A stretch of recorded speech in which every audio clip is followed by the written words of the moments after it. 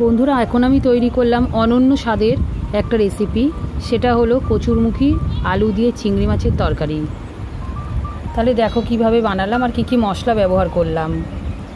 এর জন্য লাগছে ছোট ছোট কেটে রাখা কচুরমুখী আলু, লাগছে নুন হলুদ দিয়ে মাখানো চিংড়ি মাছ, ফোড়নের জন্য লাগছে কালো জিরে পেঁয়াজ, আর গুঁড়ো মশলার মধ্যে লাগছে হলুদ লঙ্কা ধনে জিরের গুঁড়ো, আর লাগছে আদা বাটা। খুব অল্প মশলায় তৈরি করেছি রান্নাটা। প্রথমে তেলের মধ্যে নুন হলুদ মাখানো চিংড়ি মাছগুলোকে ভালো করে ভেজে তুলে নিয়েছি। তারপর ফোড়নের জন্য দিলাম তেজপাতা, কালো জিরে। এটা একটু ভাজা ভাজা হয়ে গেলে তার মধ্যে পেঁয়াজ কুচি দিয়ে দিলাম।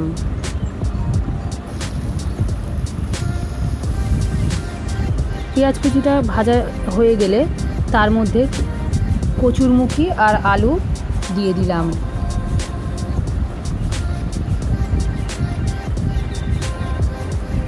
একটু নাড়াচাড়া করে নিয়ে তার মধ্যে দিয়ে দিলাম পরিমাণ মতো নুন। নুন দেওয়ার পর আবারও ভালো করে নাড়াচাড়া করে নিলাম।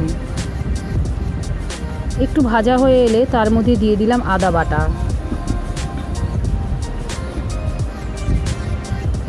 আদা বাটাটা খুব ভালো করে কষিয়ে নিলাম।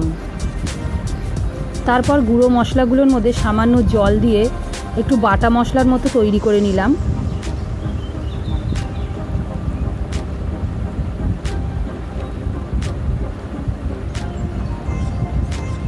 এরপরে মশলাটা দিয়ে দিলাম। মশলাটা দিয়ে দেওয়ার পর বেশ কিছুক্ষণ নাড়াচাড়া করে কষে নিলাম।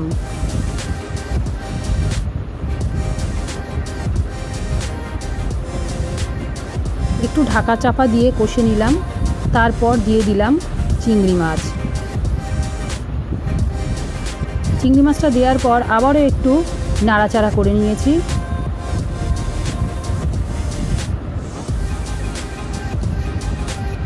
আর একটু ঢাকা দিয়ে দিয়েছিলাম। কষানো হয়ে গেছে। এতে আমি কোনো রসুন ব্যবহার করিনি।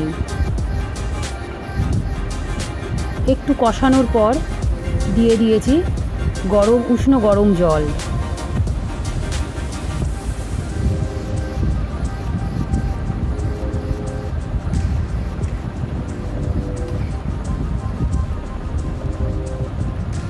এরপর একটু নেড়ে নিয়ে আবার ঢাকা দিয়ে দিলাম পুরোপুরি সিদ্ধ হবার জন্য।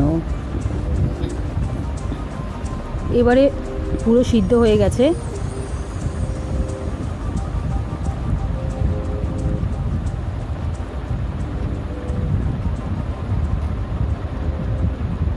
এরপর দিয়ে দিলাম স্বাদ মতন মিষ্টি, আর দিয়ে দিলাম গরম মশলার গুঁড়ো।